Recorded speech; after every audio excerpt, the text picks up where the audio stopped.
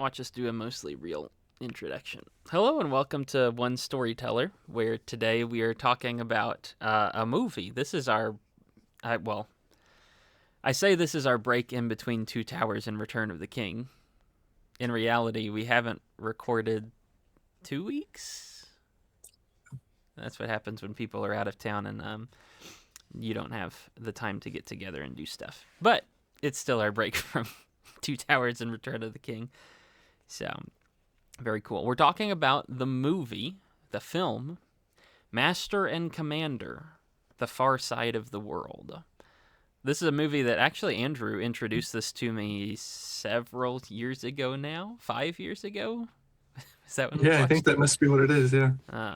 So I had seen it once, and quite honestly, I didn't remember much of it. I had a few vivid scenes in my head because there are some vivid That's scenes. understandable. Yeah. And that was about it. I completely forgot about like the entire last 40 minutes of the movie, apparently. Ah, So I realized that when watching through it yesterday. Um, but it was pretty good. You were saying before we got started, or before we started the recording session, you like this? I do. Yeah. Is it like top 10 movies, or not that Ooh, good, or it just may like, be. oh, okay. It might be. I have to think about that some more. No It's accounting up for there. taste. Yeah. Thanks. I appreciate that. No problem. That's my job. If a brief summary for those who have not seen it. Last time, we probably should have talked about how we were going to record this before we started recording, but here we are. When we did Interstellar, we spent a long time talking about the story itself and then talking about elements in it. I think we're just going to try and combine those today. So we'll walk through bits and pieces of the story, but for those who haven't seen this or who haven't seen it in a while, it's set starting in April 1805. I'm not sure how long it covers. That's Yeah. one of my Mm, minor complaints, Sure. Months for sure. Yeah. at least. Yeah. And it's essentially it's a movie that takes place on board a British ship as the British Navy is trying to fight Napoleon. There's a French ship that is coming back across the Atlantic Ocean. It was built in America, and they're bringing it back over to aid the war effort for France. But we all hate France, and so the movie's about the British soldiers trying to deal with various issues among themselves on their ship as they are chasing after this French thing. Is essentially the plot. Is that a decent summary? Yeah. Cool. I wrote that before I remembered what the movie was about, so I'm glad it works. Oh, I think maybe I might be misremembering. I believe I don't know if the ship is necessarily going back to France at this point, but is Hmm. attacking British whaling interests in the New World. Yes, yeah, it's I going don't think that's places. happenstance, but yeah. It's not. It's anti-British, and we hate stuff that's anti-British. Well, we hate French stuff, so that's the issue. I believe at various moments, I think they generally stay around Brazil and then south of there, but there's the Galapagos Islands at some point. But honestly, Oh I yeah, forget where that is on the map. So yeah. No, that's miles out to sea from Chile. yeah, So so they move around a lot. yeah, around Southern America, but most of the thing takes place on the water, so it's not like you get a huge Sure. exposure to all these other places. Yeah. So, movie begins. There's a quotation at the beginning of the movie, which is interesting. I Um, really, well, I should say right at that, I like how this phrase just establishes things very succinctly. I very much like that.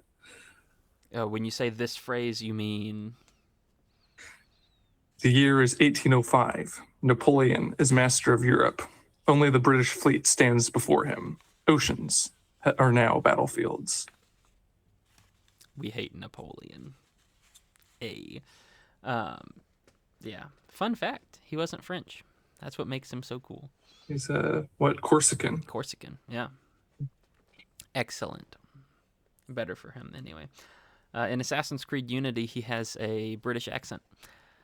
Nice. Other fun fact: everybody in France has a British accent in Paris in the 1800s. It's a glorious thing. Amazing. Um, it is so they begin with that little quote, and then setting the scene. There's this little. There's like it's almost an accountant's log writing that starts out, Yes. and it says 28 guns and I think it's like 192 souls, or 197. I Yeah. forgot to write down the number exactly. Yeah. From the beginning, it seems like the movie is establishing it's more about people than anything, and I think that bears Yeah. out through the rest of the Yeah, film. exactly. Yeah. So that's just noteworthy emphasis right there at the very beginning. Odd phrasing, but it's pretty cool.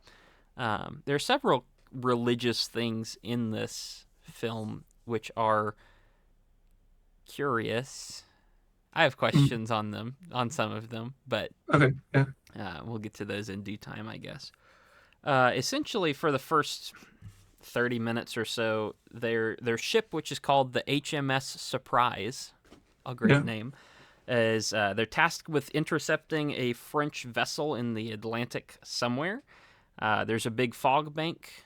The ship rolls out. The enemy gets a surprise attack because they're sneaky like that, and they kind of cripple the ship.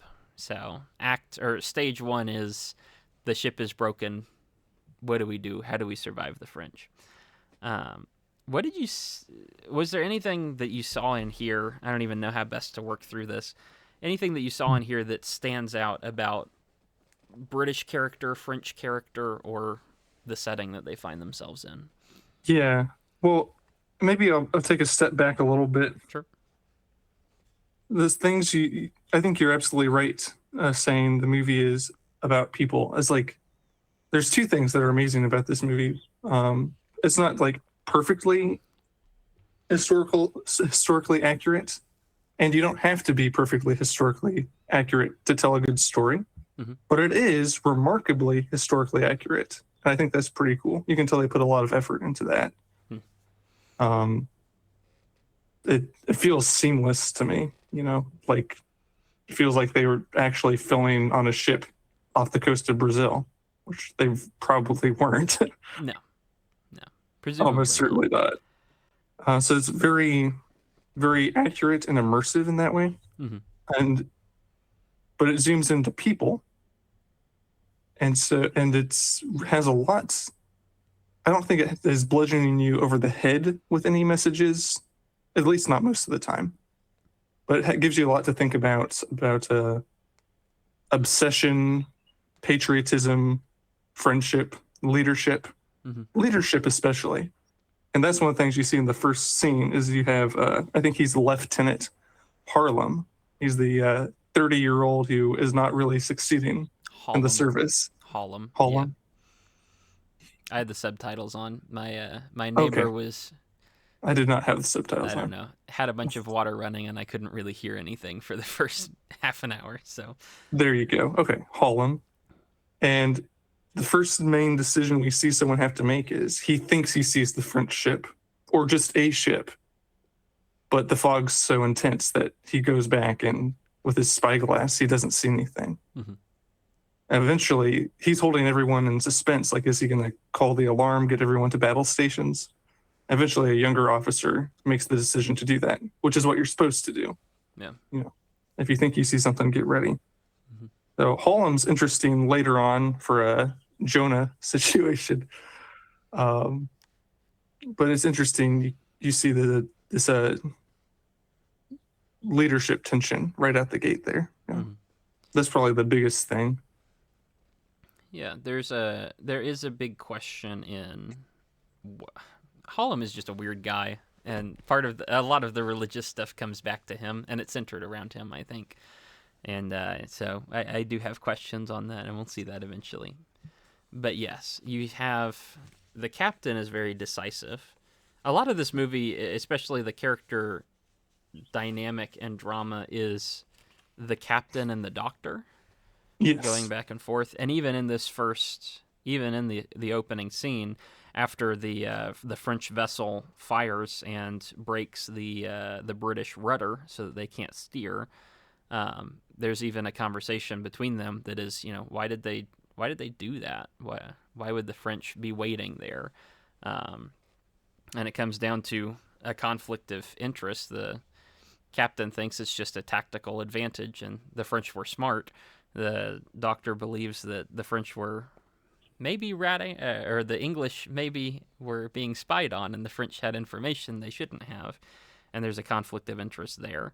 Hmm. But the captain is still very willing to make his decision. He goes with his gut on pretty much everything in the Yeah. movie, whereas the doctor is more a forward thinking guy, or less eager to jump into a situation. And Yeah. so even that Hollum versus the other guy, I don't even know his name. I didn't get the names of almost anybody in this movie. That's one complaint I would have. That's Yeah. yeah. There's a Um, lot of people and a lot of names to try to keep track of. I think I got like half of them. yeah, I know faces more than Yeah. names. So So Pippin was in there. That was yeah. cool. Yep. Uh, but when I know his name is Pippin and not who he was on the ship, then that's kind of rough. Hmm. But you still have that difference between Hollum and the other guy. Was one is decisive and one is like, well, I'm not really sure what to do, and that's something that the captain and the doctor are going to take on themselves, which is Yeah, a version of curious. that. Yeah. Um, Basically, the inciting incident is the French have a better boat. They have more guns and better guns, longer range. They're faster, and the wind was favorable to them, which is a boating Yeah. thing. And so they cut across and they break the rudder so that the English ship, can't actually steer. They need to go and make repairs, Yeah. so they'll end up going and making repairs. Yeah. In fact, they were beat so soundly, it was only the fog coming to their favor Yeah. that allowed them to survive and escape. Yep. They could only go straight into the fog. They couldn't steer around, but they only needed to go straight into the fog, and that's the thing that kept them alive. Yes. And so they get to a question, kind of, and the first question is, what do we do about that? Because Yeah. in order to fix a boat, there are some amount of repairs you can do on the water, and there are a lot of repairs you can't really do on the water. And so, in order to fully repair like they should, they need to go back home to a port or to a dock and fix things up. Or you can like jury rig something up and use that for a little bit, but it's not going to be so effective. Right. And the captain insists on repairing minimally as best you can at sea, and then going and pursuing the boat to stick to the mission, is what he calls it, at least at this point. We'll see that evolve over time, I think. Yeah. And so, really, the question, repairs are part of it, but it really boils down to, are we going to keep chasing this French ship, the Acheron? Yep. And most of his officer corps, like, they're very patriotic people. They're very dutiful. But they say, we've come this far. We're outmatched. We have every reasonable excuse not to continue to do this. We can just go home. They've been at sea for a long time too, right? Yep. It's not like they just got here. But Captain Jack Aubrey insists on doing what you said. We'll do the minimal repairs and go after the French. There's a line later on in the movie, I'm sure we'll probably bring it up when we get to it, but the doctor says, these men are going to follow you and do whatever you tell them to, which Yeah. is in part, it's a credit to them. This movie is very interesting from the idea of trying to find the balance of a lot of different, It really like, is. juggling the plates, as it were, or spinning the plates, or whatever that euphemism is. I don't even know. Because it's a credit to the men that they're willing to follow after the captain, even when maybe just repairing the damage minimally and trying to get back to it is not a good idea. It's a credit to them that they're willing to do that kind of thing, but then it's also, maybe it would be better served to have somebody say, hey, that's actually not a good idea. There's a balance somewhere in there that gets explored later on. Um, Anything else up until the point where they actually start repairing the boat? No. So there's this wonderful. They kind of parallel things, which is interesting. Yeah. One of the themes of this movie, I think, or at least one of the noteworthy points in this movie, is that um, the boat is its own person. Like the boat has its individual soul, her individual soul, I guess it is. The captain knows her. He's been on board her forever. He knows what she's capable of. They talk about, I mean, they always compare boats to like human beings and living beings. There's a reason it's a her and not an it, is because it's Yeah. a person. And so they do this interesting parallelism where they're doing surgery on people and they're also doing surgery on a boat, and they go back and forth between them. Yeah. So like amputating the kid's arm is matched with cutting away a bunch of the loose wood that's just not doing anything, I hadn't noticed that. Yeah. and then operating on the man's skull and trying to drill in and take something out of his skull is Yeah. curious because the way it's shot, in order to get light into the area, they had to remove a section of the deck, which you could do on old boats. They removed a section of the deck, which is ripping apart the deck to be able to look inside the boat, to be able to rip open a person's head and look inside his head. So it's really cool from that perspective of like Hmm. matching those on each other. It is a little bit nasty. The Oh yeah. wound effects here are This is not a movie for the squeamish. no, not particularly. And I mean, there's not a ton that I would say is super gory in it. Like it's not, it doesn't seem that bad, but every Mhm. time someone thinks about a wound, I'm like, ah, yeah, that would hurt, wouldn't it? And I Yeah. just kind of cringe, even though it doesn't show anything Yeah. particularly horrible, I guess. Yeah. And they do cut away from at least what I would consider like some of the more nasty things, Mm-hmm. but Sound like design, peak. it's realistic, you know. That reminds me, one thing we should probably mention is one of the named characters. She's very important throughout the movie. Is young Blakely, who's the kid who loses his arm. Got him. Yeah, yeah. So I think that's one of the interesting things for the realism is there's like almost a separate class. Well, actually, a separate class of people aboard the ship who are in training to be officers, as opposed to those who are conscripted into Yep. service aboard the ship. Mm.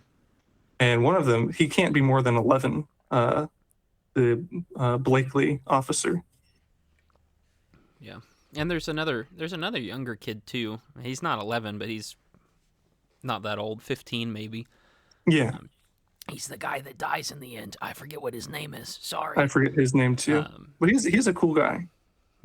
Seems like it. For the very little we get about him, complaints Yeah. to come. Um, Oh, interesting. yeah. So I literally just have amputated kid written at various points in my notes because I didn't really Names are hard. In you this say one, the name sure. and I'm like, oh yeah, that's what his name was, but I didn't really. It doesn't come across super much. There are just too many people. I mean, the crew on board a boat is a lot of people, and so I'm Yeah. not surprised that it's difficult to keep track of those. One of the strengths of the movie is it doesn't really try, and one of the detriments of the movie is it doesn't really try. Fair enough. We'll come Yeah. to that at the end.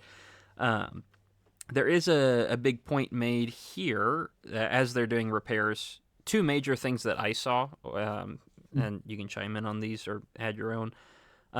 One is a shortcut in the mast. They were losing a big section of the mast, and they really need to go on land and cut down a tree and use that. And the captain says, "We don't have time for it. Just do the best you can with what you have." Yeah. And that's not going to end well. In a little bit, they're going to lose somebody because they didn't fully repair like they should have. Oh, duh. I can't believe I missed that. Yeah. Yeah, Great point. Yeah.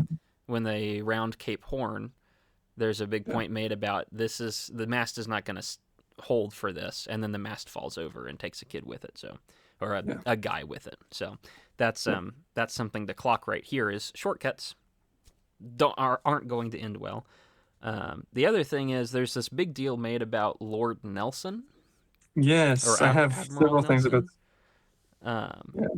well, you first see him when the captain goes to amputated kid and gives him Is it like Lord Admiral the Viscount Nelson, something like that? it's Yeah. something. I mean, he had like Yeah. every title. He was really cool as a great, just a great man. There's even a point made he might not be the greatest general, but he's a great man, and Hmm. he is very very personable and good to his crew and stuff like that.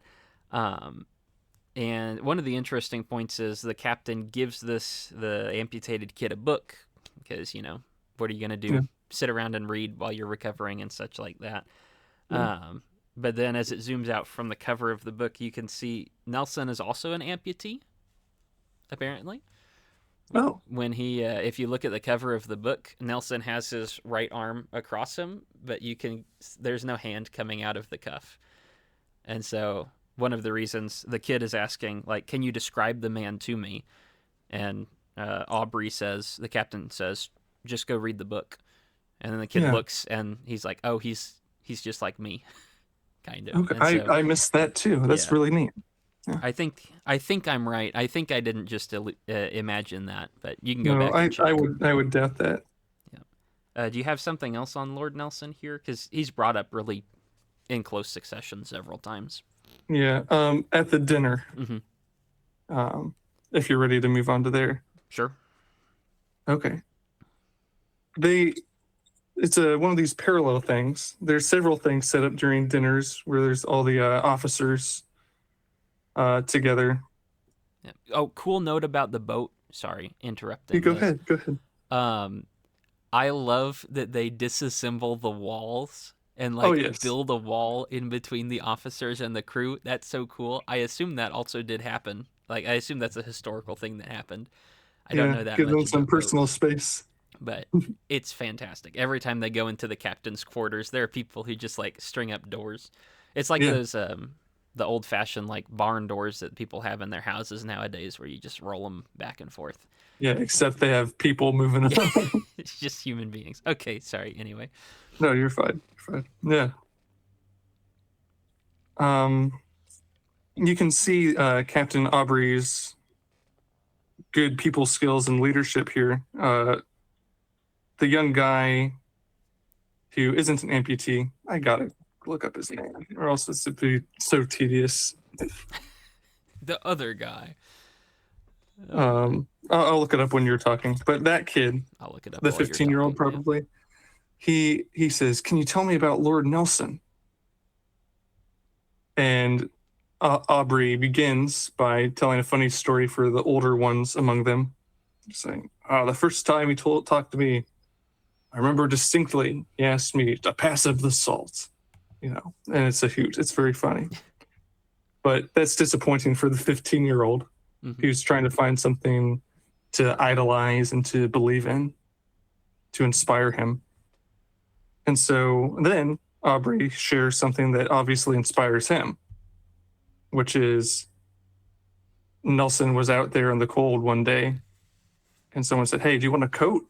She said, "No, my zeal for king and country will keep me warm," which the doctor is entirely dismissive of. But Aubrey says, from him, I would believe that. Yeah, there are a couple of things with the doctor's comments.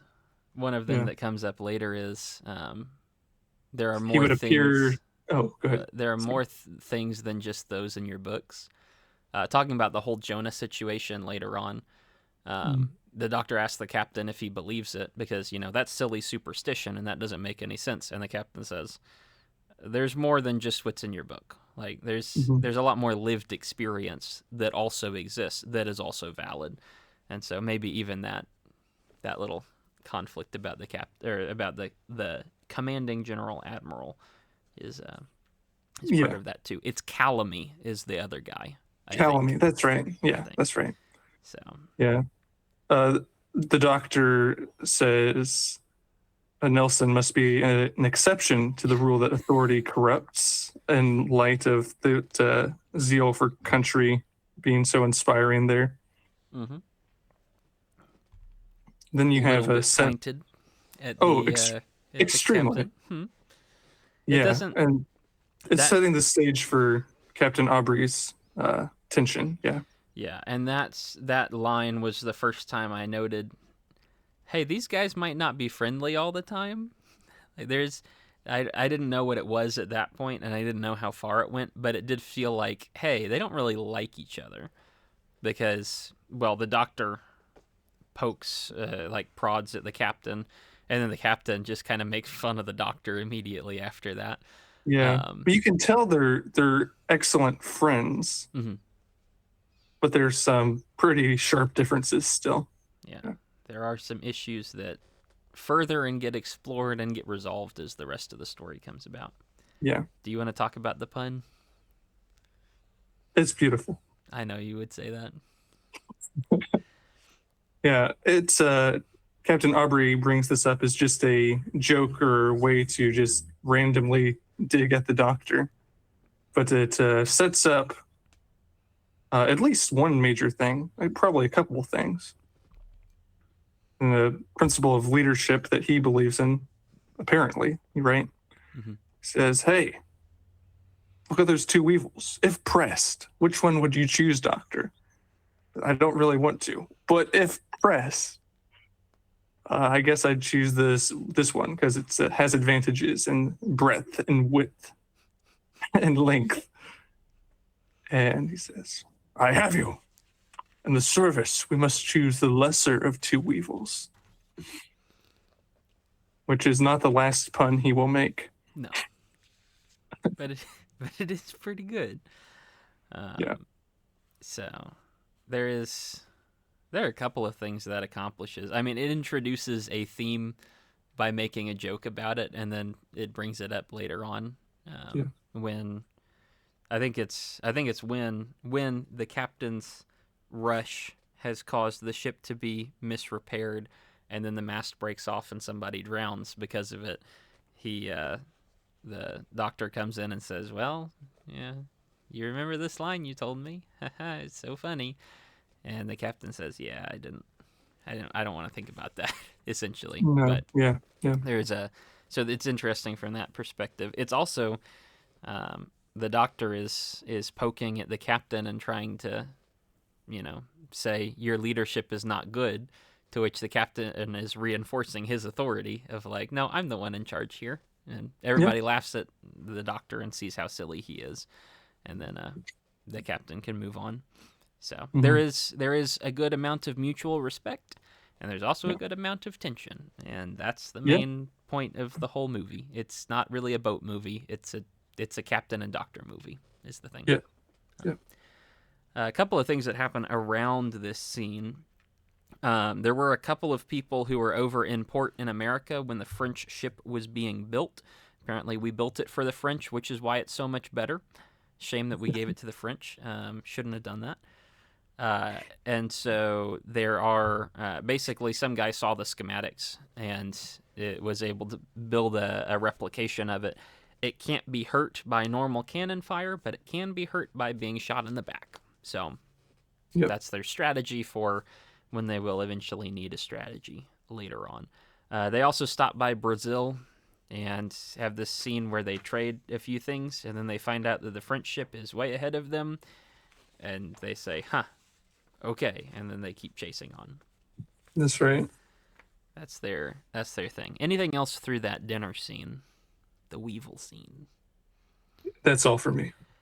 The next day, as they're sailing on, psych, the French ship was not ahead of them. He must have been waiting in some inlet for us to pass. So as they're just going about their day, everything's going well. The French ship appears behind them again, waiting like a predator because French people are bad. They're like elves, man. I was about to say that. Yeah, elves in all the negative ways, not in the ways that Tolkien meant elves to be. Oh, They are. There's a theme placed in here. There are several themes that are placed in here. I guess I don't know when is best to talk about them. There's some amount of theme of old versus new. When yeah. the What a remarkable modern age this is we live in. well, there's this newfangled technology, and they talk about how that's the future and how can we compete with the future. And the captain says, well, this boat we have is in her prime. Like, this is what we have. She's really good. They have their new thing, but we have the old thing, and we know how it works out. And ultimately, the old thing does work out to be better, even though give it a few years and the new thing will eventually replace it. There's still value in the old stuff. Two other things, I guess I will point this out here. It's here that I noticed we never see aboard the French ship. Never. Essentially, right at the end when there's a big confrontation, we do, but it's part of the English. We follow the English. There is a facelessness that is lent to the French. Like, we know that they're evil, but we don't know why, and we don't know how they knew we would do that, and we just don't know any of these things, and that's part of what makes them terrifying and horrible. We also have a difference in levels of honor that people are willing to engage in. The English are, sailing in broad daylight. The French appear in the fog, and then they attack out of it like scum. The English are just driving down the coast, and then the French appear from behind them. Well, that comment's not going to age very well. Like scum. And in order to eventually deal with that, the English have to change their ways a little bit. There's a balance between honor and dishonor, but the English weren't the ones who initiated it. Yeah, so I don't know how. I'd have to look into like common codes of battle honor. I don't know if people would make exceptions to fighting you out of the fog if they had that opportunity. I don't know if the movie. You might be right, but I don't know if the movie is suggesting that. The times we've seen, it's the English haven't had opportunity to make use of that advantage. Might be what's happening. Yeah. Well, I think the English are more straight up and classically speaking honorable, and yet they do have to tamp down on that and change that out for something else at some point because it's not as effective. That might be what's going on. It's minor, but it is one of those things is honor and compromise, and kind of where do you find the balance there? Because the honorable thing to do is when you knock your opponent down, you let him get up and you let him get his weapon again. But if you do that, then you risk dying. And so maybe honor is not always the best course of action, or not the wisest course of action, even if it is preferable in one sense. There's a lot in this movie that is the balance. Old is not always right, but new is not always right. Honor is not always right. Compromise is not always right.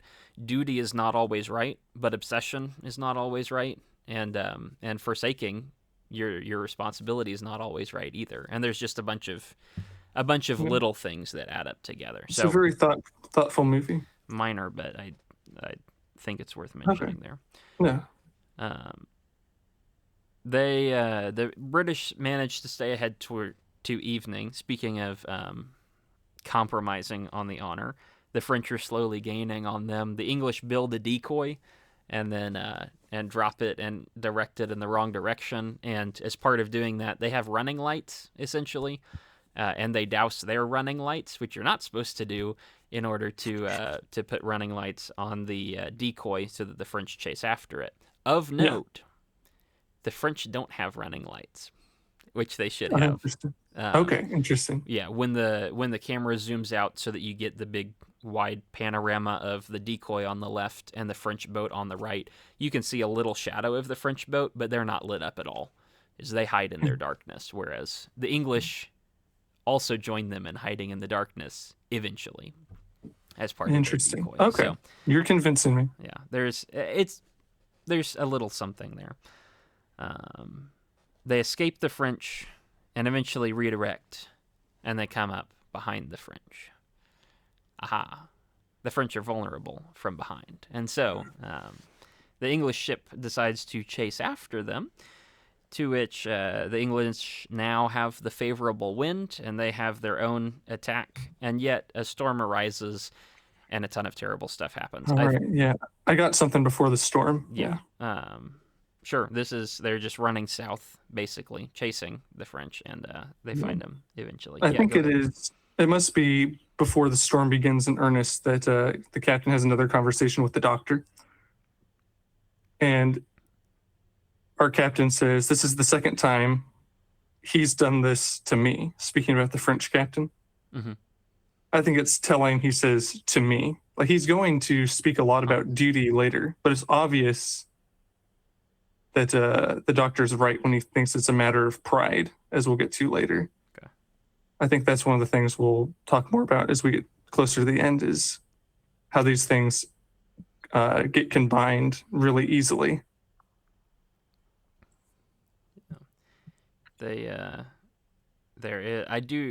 I don't remember that specifically. There is a conversation that happens right after all the storm stuff happens that is about pride or duty or something like that. So I don't remember if it's part of that or if it is Yeah, this is an earlier one. earlier. Yeah. Okay. Yeah, then I completely missed that. Yeah. And then Captain says, "What is it with this guy? How is he able to be so cunning and able to exact his mind to keep getting the advantage?" And the doctor says, "Well, he's like you." And the second half of the movie is the captain just doing that back to the French. Yeah. Essentially. And even though there might be differences in their degree of honor, Mhm. their drive to succeed and compete is very clearly present. Like, no matter what, there might be a lot of similarities. The one that's clearly there is, at least in part, they view this as a competition personally between themselves. Like, who's the better Mhm. captain? Yeah. There's good in that and there's bad in that. Who would have thought? Yeah. Two different sides.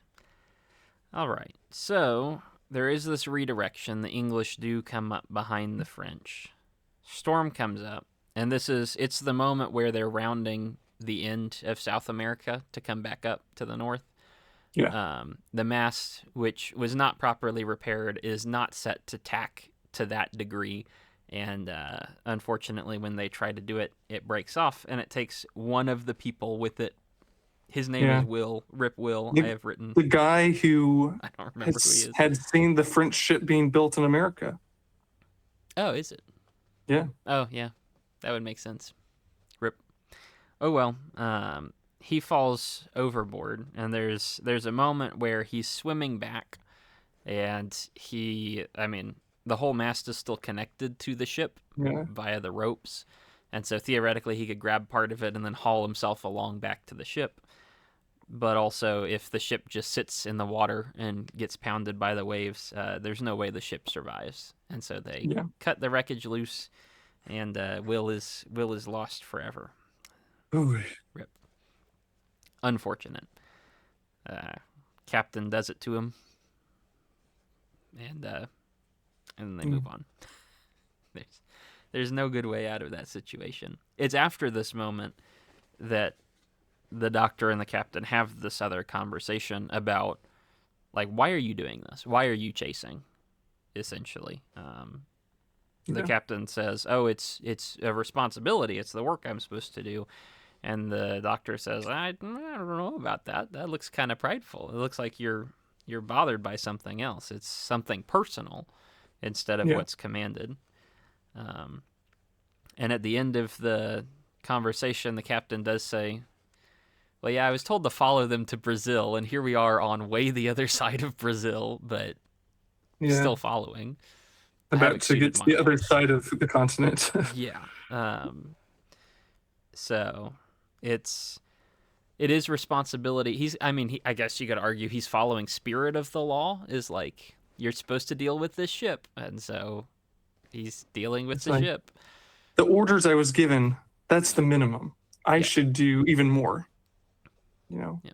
Which is not a bad principle. Like, you can see how pride is caught up in that, and also how he's trying to be as obedient and dutiful as possible. Yeah. Whatever you do as unto the Lord. That means, if you have an opportunity to do the job, even if you're not specifically commanded to do the job to that extent, then sure, do the job to that extent. But also, this might be a stupid extent of that law. Like, maybe you shouldn't be doing that. Maybe there are more important things to do. And you can say, I have done my best, and I have gone the extra mile even, and it's not working, so let's just call it off there. Yeah, he has a second reminder or opportunity to turn back. He does not take it. Yeah. Mm-hmm. Yeah. There is a moment where he is considering. You can't say he's not turning back yet. Well, he's considering a lot of other things right now. So after this, we've come a long way south. We're going back north. The French are going to be up north somewhere, but we'll stop by the Galapagos Islands and take some time there and spend some time. And, Captain will drop the doctor off on the islands, and we'll restock and we'll resupply and we'll do some repairs and all that. And the doctor will have some time to explore the island. He likes exploring birds and animals and stuff. Very relatable. So, yeah. Yeah, understandable. We are kind of like these two sometimes. And so the captain is going to be nice to the doctor and be nice to his men. And while there is still a chase, I would say he is, at the moment, he seems to be willing to pause the chase to do something else and kind of recalibrate and then see. At the moment. He is like right on the line before obsession. Yeah. It's in this dinner where he brings out a whole cake, a pudding, I guess more specifically, which is the Galapagos Islands with the Acheron in the midst of them. And that's where he says, "Doctor, you can stop there because we'll have to resupply anyway." Mm-hmm. One of the officers begins a song. What the main part of the song is, "Don't forget your old shipmates." Yeah. It's interesting. Because is this the best thing for his crew, to keep single-mindedly, apparently, pursuing the Acheron. And he's giving pieces of the islands away. He says, "And the Acheron, for me." Just eats it right above all of the other pudding, so... Yeah. Everything else is unfortunately contaminated at that point, but what do you do? Ships were not a sanitary place to be. Oh no. Part of the realism of the movie and why I enjoyed watching it so much was like, half of me is like, this is so excellent. I would love to go and be on board a boat right now. And the other half of me is like, I would hate every minute of this because everything is terrible. Yeah. Why did we do that? Oh, right. They kidnapped a bunch of people from taverns and threw them on board where they couldn't get off. That's how they crewed all their ships. And it worked. Worked pretty well for them. Yeah. Crazy. Classic English moment. So, yeah, I feel like I had something to say, but I forgot. Oh, this is like Lord of the Rings again because the music, the songs that are sung actually... are part of the narrative being told, and I just completely did not pick up on any of it. I was really confused. There's a moment a little later on where Hollum, the unpopular guy, starts singing a song, and everybody else shuts up. And I was like, that's kind of weird and awkward. And when you said that, I was like, oh, wait. No, there's a point to that. Oh, that's like part of his character arc. Oh. Yeah. Maybe I'm a little bit differently abled. Well, this is the point. After they resupply on Galapagos, they encounter the whalers. Well... you got something first? It's not after they resupply. Right. It is, they're about to resupply. Yes. They find... And they find these whalers. They say, "The French just got us. They're nasty pirates." And the captain says, "Well, if they were just here, then we got to be just here." Yeah. And one of the guys says, "I would like to eat a turtle," to which the captain says, "Tough," basically. And they're just going to run ahead. The doctor says, well, promises are sacred, which, yes, they are. but the captain also says they're kind of subservient to other things.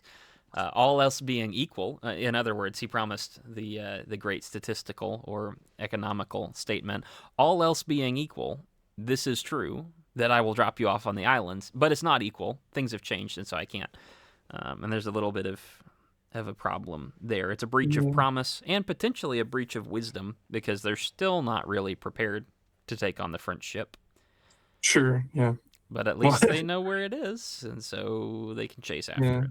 It's interesting. This is like the second or third time that the captain says to the doctor, "Are you saying this as a friend or as a critic?" I think it's interesting that he has a divide there Mhm. because that's not really the most helpful divide to have. Yeah. Yeah. Yeah. It's he's using it as a dodge. I don't really suspect the captain is so naive as to believe that completely because he even does ask for his opinion when baited to a little bit. Well, he does But say you're welcome to come in here and you're welcome to talk to me. But also he's the captain and he gets to make the decision at the end of the day. right. So there's a It's privilege, but there's also, a hierarchy here and we're going to listen to that. yeah. But yeah, not the most helpful distinction to say. Are you going to be my critic or my friend? It's like Yeah. those probably should overlap. A lot of times they do. Yeah, they ought to. Mhm. It's this is where the little hints of power corrupting and of duty and personal pride really come to a head. And it is when it becomes very personal for the doctor. So it's not just, I am kind of worried about what you're doing. It's like, okay, you promised me this. And so it's personal for both of them. Yeah. And this is not a pleasant exchange. It's very hard on both of them. No. And the doctor, to be fair, does not express it well at all. Oh, I haven't had my computer plugged in the whole time. I'm sorry for Ooh. people in the audio who just heard the computer noise. That was me. That was not y'all. It happened. The doctor, it's somewhere in this conversation, I forget the exact line. He says basically, I went to advanced learning and creation and you just want to kill stuff, which is not a good way to try and broker peace. But no, it's just not wrong. frustration. Yeah. He's not wrong, but it's not great. And it should be said, sorry, I plugged in my computer and the fan just started going really hard for some reason. The advancing learning is good and the natural history thing is good, and like we need people to study and we need people to learn and all sorts of things. Science, great. But we also do need people to kill the evil ones. Like the captain doesn't have a bad goal here. It's just he may be pushing for that goal against or past the degree of wisdom, and that's what the doctor is trying to moderate. He's not saying you're completely evil, but he is saying you need to rein it in a little bit. And the captain doesn't take well to it, but that's basically where they both end up. Yeah. So they start chasing. The movie cuts to like a week later. Complaints about the movie, time jumps are not always communicated well, or at least even if they are communicated, it's just like it's a line that happens and I'm like, oh, right. Oh, it's been 3 months. Oh, okay. That's good. What? So like the very next scene is, we're going to chase after them. And then the next scene is, man, it's been a week and we haven't had any water. And you say, oh, I guess it's been a week. It's very warm. There is no rain. There was no wind or something. And people have a debate on if it's bad luck or if it's a curse from God. Here's where part of the religious themes start to come into play. Some of the major soldiers, or some of the major like regular crewmen, are starting to mutter things against this Hallam guy. Seems to be the problem. Every time he's on watch, the 2 times he's been on watch, the French ship has appeared both times. Yeah. He was one of the guys on the mast that broke. He didn't fall in. Yeah. His gunnery crew got shot out. He survived, but everybody else died around him. So they start to a little bit of superstition. Maybe this guy is something bad, and somebody First. just walks into him. To which the captain orders him be punished, and then has a little conversation to say, "Hey, you can't be friends with these men. You can't just like be nice to them. They think that's weakness." But you can't be a tyrant to them because that's horrible as well. There's some kind of balance in there, and you have to act to receive the respect you're supposed to have, but you're not acting respectably, and then you're you're not doing anything to ingratiate yourself really. Like Yeah, you which just is missed it. technically true, Hmm. but also Hollum is just like there's some personality issues there. Like part of it's a confidence thing, which is why the captain's technically correct. Yeah, But he's not really fit for the job. no, it's It's I think it's just a personality thing, right? It's a he he makes the crew feel awkward. He like tries to join in. He Yeah. wants to be equals with everybody, but he's not. He's in a position of authority, but he doesn't want it. But Yeah. instead of stepping up and leading like he's supposed to, he's just kind of shirking back, unwilling to commit, unwilling to make a decision, unwilling to actually be the leader that he's supposed to be. And so people don't really know what to do with him. There are issues with that. Yeah. There's also right after this, there's a conversation between the captain and the doctor again about what you do and kind of how you lead.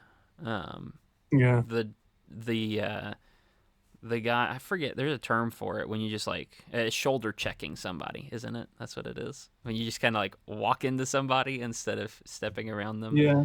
And additionally, a failure to salute as he ought to. Yeah, there's a basic lack of respect.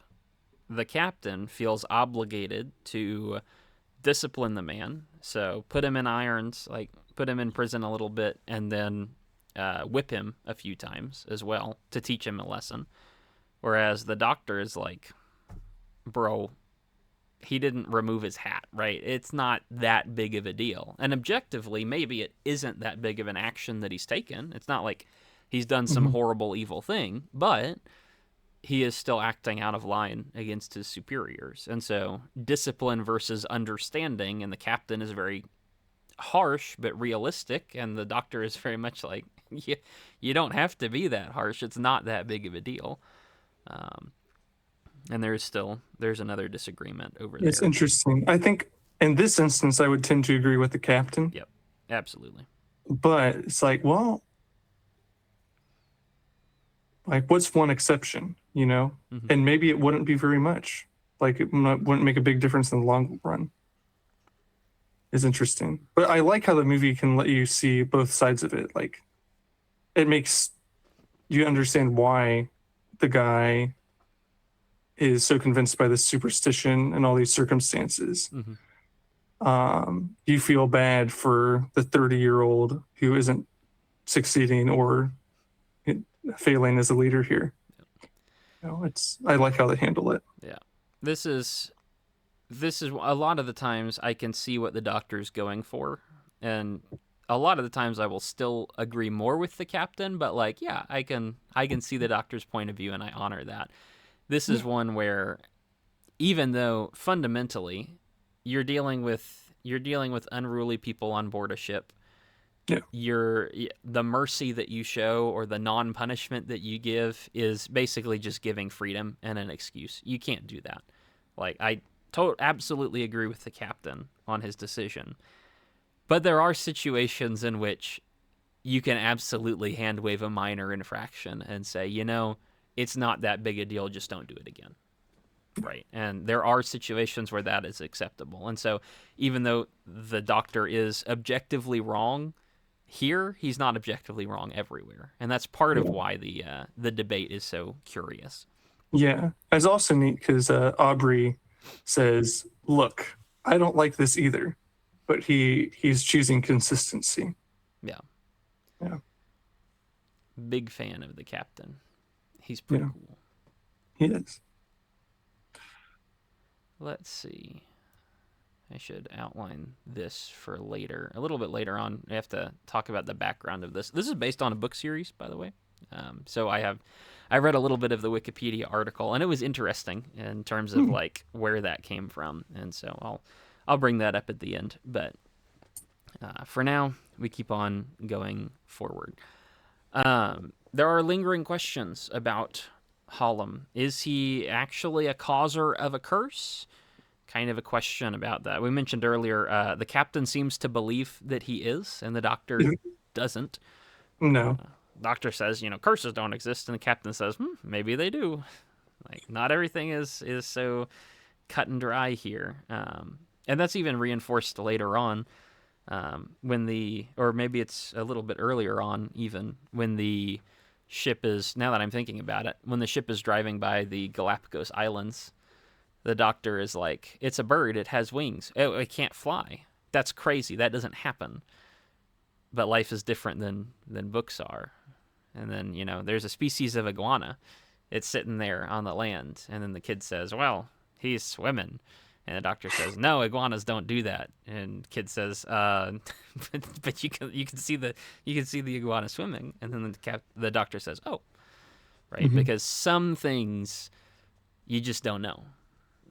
There's more to life than just the books that people have written previously. And again, I think Captain seems to know what he's talking about here, but then also maybe not, because who knows? Who can really detail if there is a curse or not? Yeah. What do you think about this curse? It's and how another it's thing. handled? Yeah. I like how it's handled. Okay. I think it's another thing. It's had a different flavor to it. Throughout the movie, I feel like it's even-handed. Like, it's not telling you, hey, we're trying to beat you over the head with this point. And they choose that, neutral perspective for this supernatural curse as well. Yeah. I just feel like it's handled neutrally, which is probably the way to handle something like that in a movie like this. Is it? How do you mean it's handled neutrally, or what do you mean when you say that? Sure. Because there There's are two elements of it that explanations. are, but I'm not sure that the conclusion of it is.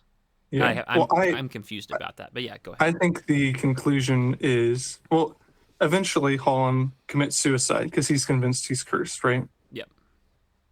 Have one additional comment about that in a minute. But during his funeral at sea, the wind picks up again. Yeah.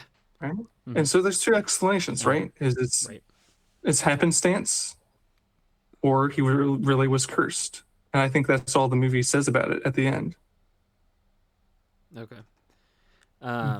Yeah. Well, no. When I watch that, it does seem like no, it is a curse, because as soon as he dies, the wind picks up, and so from that perspective, it does seem like it's instantly a curse. Although, when you said that, the wind picks up when it's after they pray and ask forgiveness of him, and then the wind picks up. And so I guess you could read that as it really wasn't a him problem, but that is, I mean, part of it is the captain's pride in chasing, and then immediately the wind cuts out.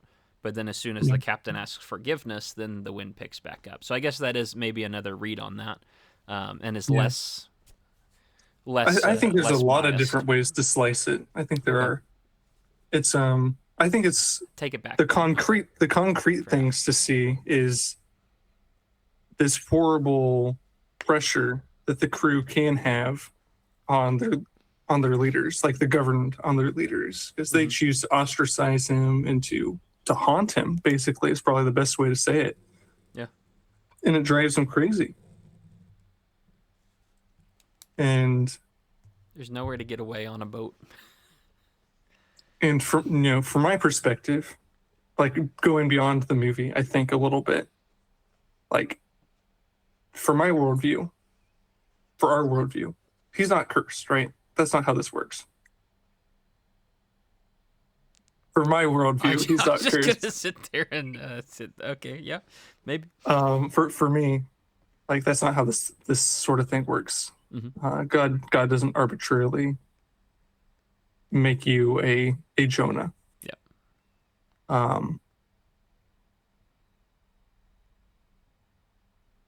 and so the people's reaction to go along with this is because we're in a high stress situation and we want an out. We want someone to blame, and people do that all the time. So I think that's really interesting to see that play out here. Yeah. Yeah. And it becomes this really powerful force that gives name the 30-year-old dropout, Hollum. gives Hollum the resolve to kill himself, which most people wouldn't have the resolve to do what he did, ironically. Hmm. You know, not that I'm trying to say that's really impressive, Yeah. you know, but it's He is just able to ironic. commit when he wants to, or when he's Yeah. driven to it, but he just Yeah. was taking a lot of the wrong influence instead of the right one. Yeah. Yeah, I wouldn't. I mean, I guess I would moderate the comment a little bit. I wouldn't say God never curses people for what they've done. We have a book called Jonah, which is about how God curses Jonah because he's disobedient. I don't know. Like nothing in the film indicates Hollum has actually been cursed or is a curse in that way. But then, there may be something to it. I don't really know. I'm not able to whittle on God's end of the stick like that. Either way, the the threat or the agitation of the people and their muttering against him is completely incorrect. Like even if he is a Yeah. Yeah. curse, one of the striking things about the sailors in the Book of Jonah, which the sailors in Master and Commander did not learn, is they tried everything else, Mhm. and Jonah eventually volunteered himself to get himself thrown off, whereas the soldiers in Master and Commander don't look for any other explanation. They try and find the problem and get rid of the problem. And Yeah. Hollum, you could even argue he's not that he didn't choose to do it himself, but he was kind of pushed into it himself. Yeah. It's both of those for sure. And so it's a weird interaction with the Book of Jonah, which is like the equal and opposite of the Book of Jonah, which is bad. Which is why it was really interesting to me in the funeral scene. The captain is handed the Bible open to the Book of Jonah, and he just pointedly closes it and doesn't read it.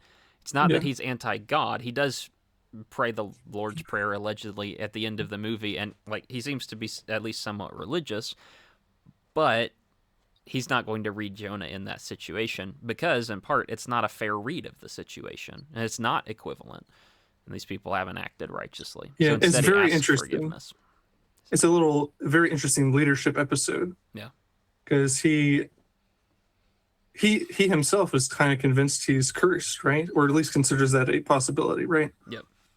And he knows the crew drove Hollum to kill himself.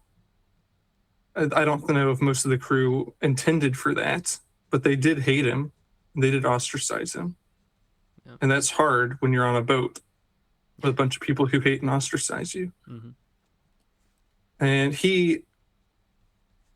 I don't know. It's interesting because maybe he's sort of at a loss with how to address the crew, but he does pray, forgive us if very pregnant if we had anything to do to drive Hollum to this. Yeah. He does the classic thing of taking responsibility, like a Daniel would or an Ezra would, of, we have done this. He hasn't done that. He was helping the guy, but, he takes responsibility for the crew because he's the one who's in charge. One of the interesting other interactions with this is how do you deal with discipline, right? Because the captain he's a very stickler for discipline, but there's nobody to really punish. Like, you don't know of anyone specific who has pushed him to do this certain thing. And, right. I mean, the best bet is just punish everybody for doing this. And is, like, what's the point? Does that work? Is that fair? Yeah. And even with that. And so he kind of maybe even backs off on his super strict discipline there and says, these things have happened. Ask for forgiveness and move on. So maybe that's even him acquiescing to the doctor a little bit. I think it is right after this that the captain is it's the scene after this. The captain eventually decides to just give up the chase and set down on the island, at least for a while. Yeah. Of course, that's aided by the fact that a bird's flying around and an idiot with a gun did not follow the rules of gun safety, such as don't point the gun at anything you don't wish to destroy and be aware of what's around your target, because it turns out when the bird dips too low, you shoot somebody and the doctor gets shot. Rip. Yeah, this is the main reason for this is the thing I remember. Head back home to England, and initially the Galapagos. Yeah. The doctor, curiously, the doctor, following his urge to always study the things that show up in front of him, puts himself in the line of fire to get shot. Yeah. However, the sailor, who's being an idiot and attacking the bird, shoots somebody. There's a conversation on the doctor wants to create and the captain wants to destroy. Well, the doctor is trying to create something and the captain's crew is destroying something, and those come into conflict. Yeah, that's a good thing to notice. Yeah, but even with the ship, the French ship right in front of them, the doctor is so unwell and so injured that and has a very unqualified second. Yes, that basically says, we need to do this on land so that it's steady. Part of operating in a ship is ridiculous. Everything's always moving. Must be terrible. And so the captain does give up on his want to chase the ship when it gets personal for him, which is, it's personal that the ship is, the French are attacking us, but it's also personal that my friend is dying. Yeah. And so I'm going to go and save instead of kill. And that's the first time that the captain really changes his mind, I think. Significant. And then the doctor goes and operates on himself to get the bullet out of himself. And I remember that scene from back when we watched it in college. That was the one that I really clocked. Sure. Because that stuff's nasty. But good for him for being able to do that. Pretty impressive. Anything about when they're up to that point or when they're on the island in general? Only for once the doctor starts walking around. Sure. That's about the next thing that happens. Yeah, so Amputee Captain Kid Aubrey brings him a lot of animals, and he's like, oh, this is cool. Captain Aubrey just gave up on the Acheron for his friend. The doctor is going around collecting all these amazing animals, which, if indeed he is the first naturalist to be on the island, he is talking about fame and royal reward. What he stands to gain is a lot more than even Captain Aubrey stands to gain for success in capturing the Acheron. But he happens to stumble upon the Acheron on the other side of the island. And so he drops all the animals and things except for a small stick bug accidentally. And he says, hey, the ship you're looking for is right over here. And sure enough, Aubrey says, okay, we're going after the ship. Yep. And thank you for giving up on the thing you wanted, right? Well, the captain gave up on the thing he wanted to help the doctor, and the doctor gave up on the thing he wanted to help the captain. It's growth, character growth, imagine.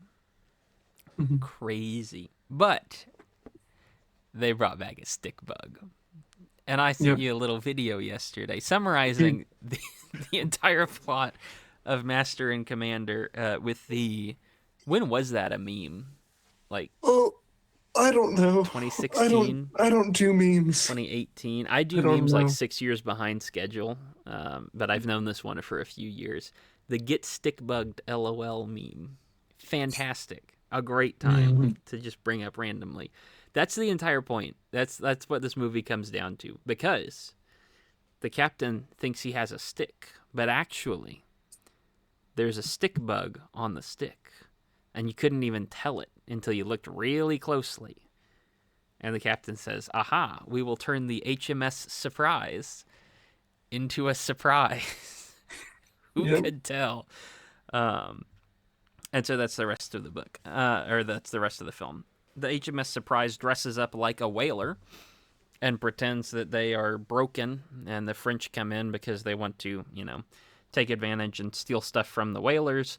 And since the English know they can't win in a real naval combat, they decide to do what the French do and be sneaky and take advantage of their enemies. The line is of the French, "The greed will be their downfall," which Yep. is curious because the captain's only able to say that once he gave up on the chase and he was willing to let his greed go. And now he's saying, well, I can abuse their greed instead and use that to destroy them. So the rest of the movie is the English winning, basically. Anything of note as you close out through the rest of the last 40 minutes or so? I completely forgot this part existed. I figured they fought the French at some point, but like Oh, my memory kind of tapped out on the island, and so interesting. it kept going, and I said, "Oh, interesting." Yeah. I forget how exactly he says it. He's giving a speech to the men, about how they need to act like whalers, giving different assignments to different people. He says, basically, we've got this, everybody. After all, surprise is on our side. Sometimes I hate him. He is mean. the symmetry is amazing. Movie began with the English getting trashed by the French, and even though it's a rough fight, very rough, the English pretty soundly beat the French here. Yeah, they do lose a bunch of people, but that's what's going to happen, and instead Yeah. they do end up winning out. Curiously, since they know they can't destroy, or they can't just shoot into the French ship, it just won't work.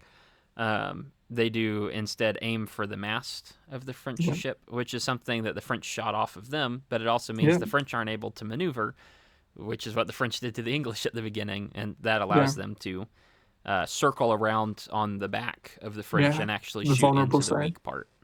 Yeah. So, classic English maneuvers getting rid of the French. Speaking of the French, we hate the French. When the English board the French ship, all the French are scumbags and they pretend to be dead, only to Yeah. then stand up and Stick surprise bug them. mode. Yeah, they tried to stick bug back, but it's not funny when the second person does it. It wouldn't be funny if you sent me the same video back. It was funny when I Well, sent it to you. they do double stick bug. Yeah. Disappointing. Well, the French captain is a stick bug within the stick bug, I suppose. There is a big Inception. fight. At that point, it's like, I don't know. It's there. I wasn't really looking for a big fight at the end of the movie. It was all No, about it's people figuring stuff out. because it's Fine. so realistic. Like, for me, it's not too gruesome. For lots of people, probably it is. But you can tell they're trying to make it feel like an actual melee aboard a ship. Yeah. And like they got kids fighting. They got French people who probably aren't too different from the English people. Mhm. So I don't know if it might be sort of the main point of the movie. They don't say a whole lot about it, but it's just sad. Yeah. The only way you can distinguish them is the position at which they tie their neckties. Is Yeah. they tie them around the arm if you're English, and that's the only way you'd be able to tell anybody apart. Yeah. Is one of the points made. So that's kind of terrible. The French are people too, as much as we Yeah. hate to admit it. They are people too, and so even when you get to the end, it's like, curious. The English do win, and the French doctor attempted to save his captain, but couldn't, allegedly. And so the French surrender, scumbags, and they they end up being prisoners or whatever. There's a scene at the end as several things happen here in just quick succession. English take possession of the new ship. New ship is handed off to some guy. I don't really know what his name is. I've seen him throughout But the movie. Yeah, Jack's second in command. It's that guy. Oh, he's his second in command. Yeah, Wild. Okay, I did not get that at all. that's crazy. He's promoted to You should captain have of a new got that. ship. I guess that makes sense, but I don't know. The amputee kid had his friend die. The other younger guy died in the attack, and Calamy, 15-year-old Calamy. yes, there's been a thing for it. Bell something. Bellamy. I don't remember. The amputee kid. What's his name? Blakely. I was close. Sort of. He has had a thing throughout, and it seems like at one point he wanted to on the island. He was saying, "I want to be someone who researches, but also someone who fights." But then he sees his friend die, and there's a scene where he goes to the doctor and doesn't even say anything, but he just goes to hang out with the doctor, and it seems to be an implication he's reconsidering fighting entirely. Maybe I think so. he's not cut out for that. That kid's been through too much, man. Yep. New guy is promoted to the captain. Our captain, Aubrey, decides to go back to the Galapagos and then finds out that, in fact, the French doctor was the captain the whole time. Yeah. And he's talking to his doctor. yes. And he says, "Oh, no, their doctor died months ago of fever. You couldn't have been talking to their doctor." He's like, bro, what? It's crazy that the doctor surrendered on behalf of the captain. And so they turn and go around to intercept the other ship, which is heading back to wherever it's supposed and to there go. seems to be a good deal of practicality here because the new British command aboard the Acheron has a lot of inexperienced people and wounded people because they have a shorter journey. Yep. I believe. Yeah, well, they're going 'cause they're- back home, or they're going back to wherever it is to fix everything up so that people can recover. Whereas the Surprise was going to stay out at the Galapagos and do some research. There was a So they promise had there. more able-bodied people, and so I think probably there's some pride or wanting to make sure the captain gets turned in. There's also, I think you could argue there's a matter of safety as well. Yeah, I think it is safety, and the doctor seems to agree. Because when the captain breaks his promise, he says, like, "I'm sorry, but we have to do this," and the doctor says, "Yeah, okay, I get it. It's subservient." But I think there's also an implication that they head back to the Galapagos at some point. Yeah, I think I agree. I would tend to agree, but I think it's one of the things that maybe is a gray area in the movie, or at least makes you think, it's like, is this going to keep happening? You know, is this a it's not conflict. It's not fair to call it an obsession completely, but you also can't remove that entirely. You know, it's interesting. From which one? Because the doctor is obsessed with the island. That's fair too. He's throwing everything he can at that, and the captain. I don't think he's not trying to kill the French guy. He's just making sure that his people get in safe. Which is he's given up his obsession, but maybe the doctor hasn't quite, and so there's a tension there. The doctor is more obsessed, but he has less ability to act on it, and so maybe it can be acceptable in that when you don't have that ability. I have no idea. Oh no, that opens up a rabbit hole. That is coming to a very neat thing. One of my favorite things I've heard. This is a tangent, but I've already begun. Is like, if you consider King David and like the wicked things that he did, you say, "What in the world? I would never do that. Like killing this person, or kidnapping this man's wife, basically, or this or that." No. I was like, well, are you a king with the capabilities to do that? Maybe be careful about saying that. I was just watching a different I think that's a good point. I was just watching a different show this last week where guy starts out as this mild-mannered, cool, nice individual, and then somebody evil just asks him, "Well, why don't you do the bad thing?" And he immediately turns around and does the bad thing just because he can. Because as soon as you realize that you can, well, why not at that point? And so that does become a danger. You don't want to give in to that kind of thing. Right. So, very cool. Pretty good. Pretty good movie overall. Oh, yeah. It's very superb. thoughtful. I will You say, have some problems though. yeah. So one, the time jump thing, it gets me a little bit. I don't feel like a lot of the time jumps are clearly communicated. I don't know how long the movie takes place over. Yeah. Is a problem for me. A lot of people wouldn't care about that. And there are elements of me Yeah. that just don't really care about that. But the other elements of me say, no, this is really important. Um, it feels a little bit jumpy. And to that, it feels like some of the scenes don't necessarily flow into each other like they Interesting. should. It's a um, in Lord of the Rings, we have like travel scenes in between major scenes, at least in Fellowship, so that you can tell where people are going and you can see a bunch of time passing and stuff like that. Whereas in this, because it's all just on board a boat and it's either daytime or nighttime, that's pretty much the only change of scenery. It's a little bit choppy. So that was Okay. just a feeling that I had. Not actually Yeah, it that didn't really terrible. bother me, but I can I, understand that. I understand why it doesn't. The Jonah thing, I'll hand wave that. I think actually it's much more ambiguous than I thought it was upon viewing it, so I'll leave that Mm, where it is. okay. Curiously, so this is where I quote something from the Wikipedia article. This Oh, is a movie based on a series. It's a series called, um, I believe it's called the Aubrey Maturin series. Aubrey being the captain and Maturin being the doctor. And there are 20 books in this series written between like 1969 and 1999. Um, 30 years, 20 books, all set within this Napoleonic period. Apparently, the first few go in the early 1800s, and then there's like several books that all happen over a course of a bunch of months in like just a couple of years, and so they can't all physically have happened, but it's a more fantastical timeline, is what the Wikipedia article says. Um, but one of the points that was raised in that is the reason it's called the Aubrey Maturin series is because it's really about these two people. Um, when I watched the movie, I'm not getting the names of anybody else.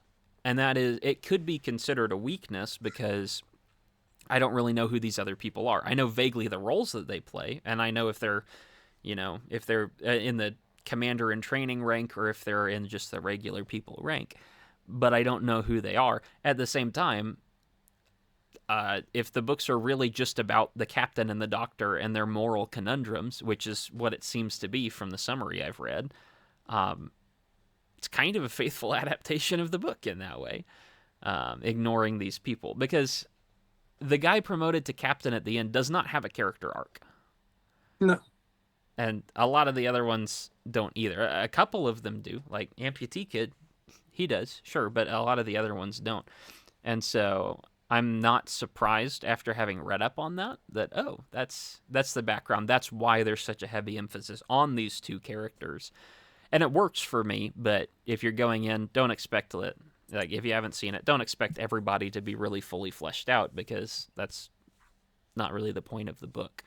Also, the movie is apparently based primarily on book number 10, which is called The Far Side of the World. Master and Commander is the name of the first one. Far Side of the World is number 10. And a couple of the scenes were cut from a couple of the different books to fit into the movie as a whole. But that's about all I have on the history of that. Okay. Interesting. Very good. hmm Do you have any other complaints? I have one last complaint, but it's a little silly. No, I don't have any complaints about the movie. Quote on why the two main characters have so many differences. I outlined this, forgot to read it through. Um, the author writes, although these two are as unlike as men could be, unlike in nationality, one of them's British, one of them's Irish, unlike in religion, education, size, shape, profession, habit of mind, they were united in a deep love for music, and many an evening had they played together, with the violin answering the cello, or both singing together far into the night. And so, as different as the two of them are in all their different backgrounds, they still find common ground. And that's very much backed up by what we see in the film. So, fantastic Mm. adaptation. The big problem, Mm. with this movie. You were around when I think it was I forget what movie I was discussing it over. I think it was one of the Planet of the Apes movies. A movie should be under 2 hours, or it should be over 3 hours, and there should be no in between. Is my basic stance. If you have a story that is engaging and it needs a long runtime, give it a long runtime. If you have a movie that does not need the long runtime, don't give it a long runtime and just keep it short. The best movies are either like an hour and 40 minutes or they're 3.5 hours long. And generally that's pretty true. Master and Oh, Commander is 138 minutes, which is basically 2.25 hours. And I feel like, yeah. Technically, if you stop it, I have it pulled up right here. yeah, If you stop it the moment the credits begin, it's 2 hours and 8 minutes. exactly, too long. There are 8 minutes that you could cut out from that. So yeah, Yeah, I think, I don't think I agree. well, I don't think I agree either. I think I would have liked the movie better if it was 3 hours. I think I agree with you. There is enough there that you can add some stuff in and give it time to breathe and really explore some more things. And yeah, if you were going to rush the scenes as much as some of them were rushed, you could have just cut out a few extra minutes and made it short and made it a rushed movie. But I really think it could have served from having a couple minutes in a bunch of individual scenes and then just letting things kind of space out a little bit. So I would have been fine if this was longer. And I think it would have Yeah, that's worked fair. for me Yeah. better if it was longer, but I do like it as it is. Okay. Okay. That's my rule. I'm I sticking to got it. you. Okay. Well, Good. Good. excellent. Well, anything else from you? No, it's I was about to lie. Yes, I guess one small thing, Fair enough. just a summary thing is I think it's a neat. The movie serves as a neat like a schoolmaster to guide you through how you want to think about power and leadership and friendship. Yeah. I think it's has a lot to say about that without being belligerently opinionated. Yeah.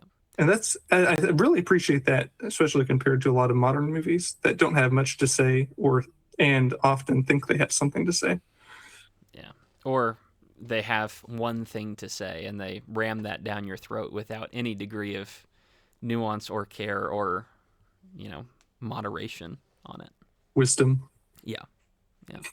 Yeah. One thing I had written in on the main themes, which I didn't think about until you said that, is I think one of the main themes of this is it is good to have someone else who disagrees with you, Yes. because the captain doesn't get himself, the doctor doesn't get himself in the research situation unless the captain pushes as far as he does. But the captain doesn't get himself in the problem if he would just listen to the doctor and calm down. Both of them need each other, and part of the disagreement and why a lot of times both of them are kind of right in what they're saying is they're helping each other reach a good middle ground. As a human, it's really hard to strike that kind of balance that we need.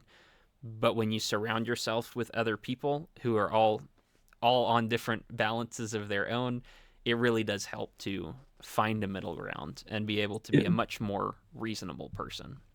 Their differences allow them to see things they miss about themselves. Absolutely. It corrects the problems and it furthers the good things. Yeah, absolutely. End of the movie is a happy ending because people are working together. It's all about people. That's what the movie is. Yeah. So, pretty cool. It was a good time. I'm glad you think so. Yeah, we'll see. We'll see how well it sticks in my memory. I don't know what happened, but I just did not remember a ton of it previously. But hopefully, having written notes on it and talking about it will help it stick for a bit. Yeah, I suspect so. It's pretty good. Okay, well, Next week, are we on for Return of the King? Is that what we're doing? Yeah. Okay. Well, Return of the King, Chapter 1. I don't know what it's called. Chapter 1, Book Passing 5. of the Grey Company. The Passing of the Grey Company? Yeah. Oh, Gandalf dies again. Spoilers. And on that note, thank you for listening. Hopefully you found something of value in that, and we'll see you for Return of the King.